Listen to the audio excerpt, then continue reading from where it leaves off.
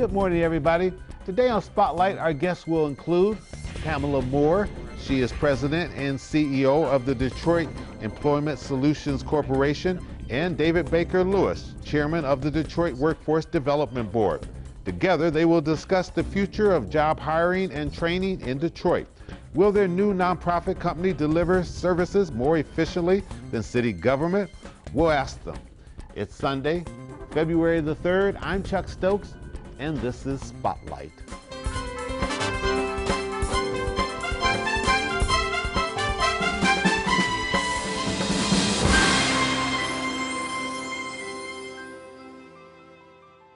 And welcome to Spotlight today as we talk about workforce development today and the future of workforce development with Pamela Moore and attorney David Baker Lewis. And we appreciate both of you joining us on Spotlight today. Thank you. Pamela, let me begin with you.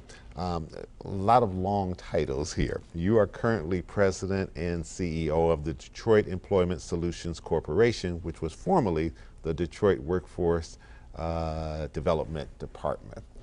David Baker Lewis, you're chairman of the Detroit Workforce Development Board. So if anybody can keep track of all that.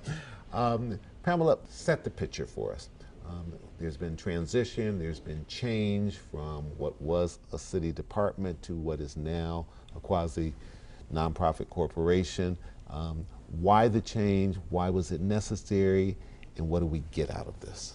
So these services, these workforce services, were formerly delivered by the Department of Workforce Development, which was a department within city government. Yes. So about this time last year, the state came in and took a look at our performance, our past performance, when these services were delivered out of the city. And the performance history was not ideal. They weren't happy. No, they were not happy. So some of the outcomes, we were not meeting some of the federal performance outcomes that were required. Inefficiencies at the city because of the fiscal challenges that the city is now having. It was a challenge to get the dollars on the ground and to the citizens of Detroit and to the businesses. High operating costs within the city. So we did a review of all of the issues, and the state asked us for a corrective action plan, how we were planning on going forward and correcting some of these issues. So there were some conversations prior to that meeting with the state, with the Workforce Development Board, which is appointed by Mayor Bing. And so we had some continued conversations with the mayor, and it was decided that it would be best if these operations move outside of the city so that we could get more efficiencies. We could get the dollars on the ground. We've heard of the stories where federal dollars have had to be returned to federal agencies because the city wasn't able to spend those dollars in a timely manner and in an efficient manner. And so these programs were at risk of being shut down by the state. The governor has the authority under the Workforce Investment Act to shut down these operations and take over the operations if he continues to see performance issues. And so the recommendation went to the mayor. The mayor's team also was on board with this recommendation as he was looking at what services the city needed to remain in. Workforce development is absolutely a service that needs to be provided to the citizens and the employers of the city of Detroit, but not necessarily a service that needs to be delivered by local government. So that's how the decision was made. So we created a nonprofit and moved the operations away from the city of Detroit effective July 1, 2012. And the new corporation is the Detroit Employment Solutions Corporation. The mayor still appoints our Workforce Development Board. So essentially we are still accountable to the mayor and to city council because the city is the grant recipient of these public workforce dollars. David Baker Lewis, a prominent attorney in this town and across the country.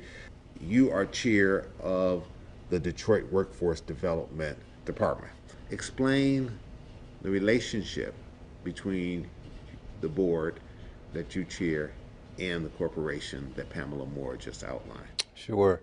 Let me also say, Chuck, that the board that had been in existence, the Detroit Workforce Development Board, wanted to enhance and improve performance because the goal and objective is to provide workforce development services to the constituents in the city of Detroit. So there had been a period of time when the board was very interested in looking at what could be done to improve efficiencies. And under Pam's leadership, a lot had been done. And I started this job at the mayor's request, where he appointed me chairman of the board in November of 2012.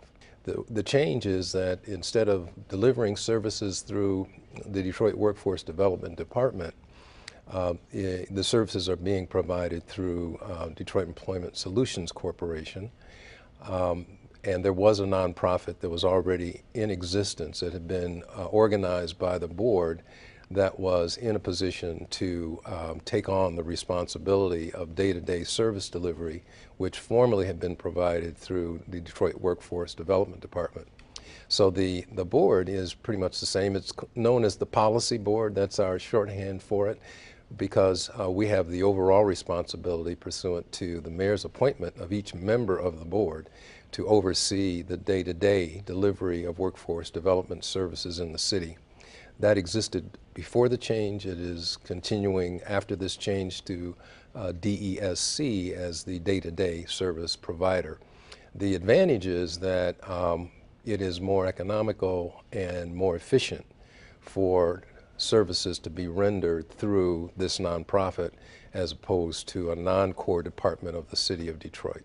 All right, we need to get a commercial break in. When we come back, we'll talk about that and some of the controversy that's been involved with this, because we know that there have been challenges from City Council, there have been challenges from the unions, and some of those people and entities don't necessarily agree that this is the best way to go, but we'll give you a chance to talk about that. We'll be right back with Pamela Moore and David Baker Lewis. We hope you stay with us.